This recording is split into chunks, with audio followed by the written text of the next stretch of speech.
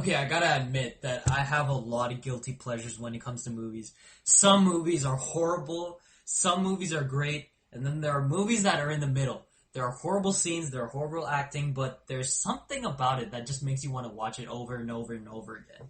And one of those movies is Independence Day. I have to admit, I'm a junkie when it comes to these alien invasion movies. I don't even care if the story is like repeated 50 million times. I don't even care if I know what's gonna happen in the end. But for some reason, I just don't know why. Independence Day is one of those movies I just keep on watching over and over again because of the action, because of the cheesiness of the movie, and because maybe it was one of the first movies I ever seen that had Will Smith in it. Maybe that's why. So, if you want to know the story, it's pretty much this. On July 2nd, the alien ship decides to come to America and a couple other big cities in the world, but we don't see the destruction that much in the other cities. And pretty much for the next 3 or 2 days, from July 2nd to July 4th, we see the destruction of the cities, how people rise up, and how a corn spraying farmer or whatever fertilizer, I don't even know what the fuck he does, but a guy who flies a plane and he like fertilizes fields. He pretty much saves the day at the end. I just, that, even though it was kind of funny the first time I saw it, when I watch it again, I'm like, it's pretty stupid. And I don't know why I like this movie, but I keep on watching it. It's just the action is iconic. The scene where the White House gets blown up by the UFO is one of the most iconic CGI scenes of all time. If you have not seen the movie, at least you've seen that poster or you've seen that picture somewhere.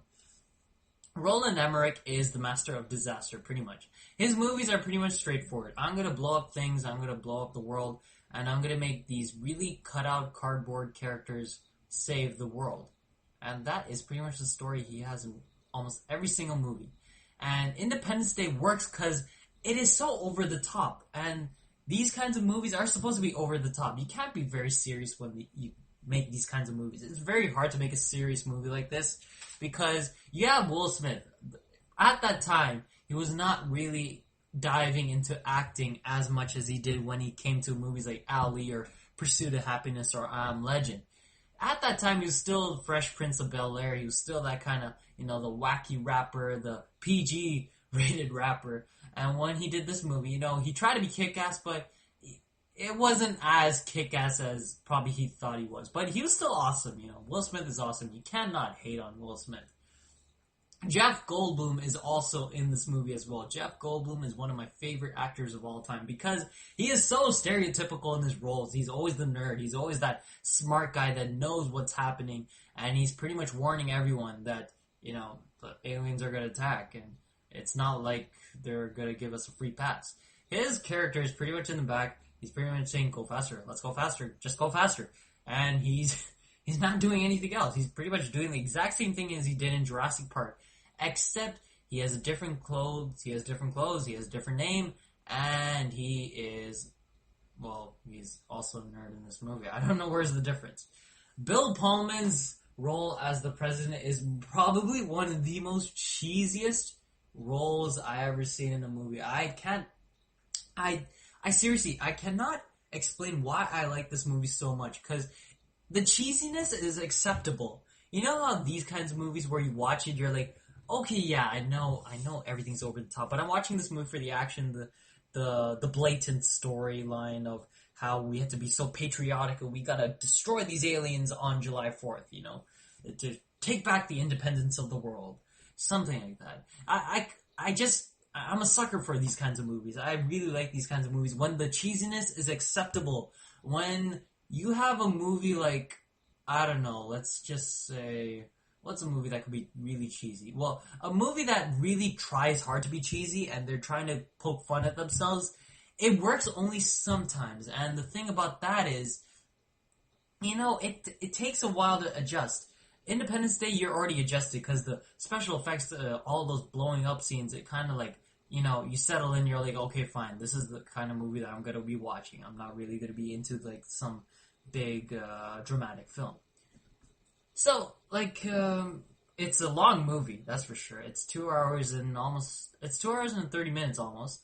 And for a 1996 movie, it has pretty good graphics. pretty good graphics, pretty good action sequences.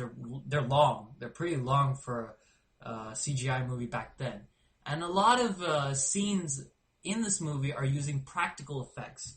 Though there is CGI, a lot of this movie is using practical effects that make it like they're using miniatures and they're using actual fire. It's kind of interesting. It kind of reminds me of what Christopher Nolan is doing right now.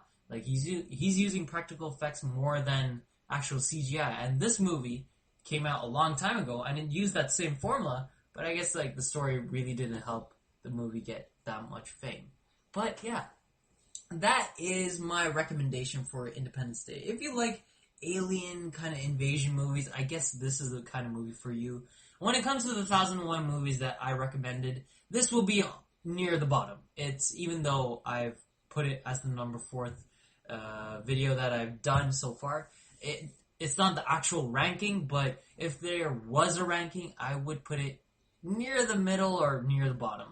I'm sorry, but this movie is a fun movie. It's a fun movie to watch over and over again, but it's not a movie you can like watch on a daily basis, I think, or a movie that you will take so seriously.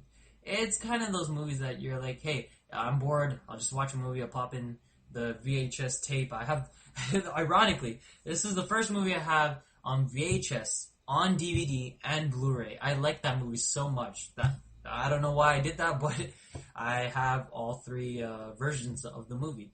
And so, yeah, guys, if you like the movie, please comment below and tell me how you guys felt about the movie. If you guys like the video, comment, subscribe, and tell me how you felt about this movie. It's one of my favorite, let's blow up some shit kind of movies.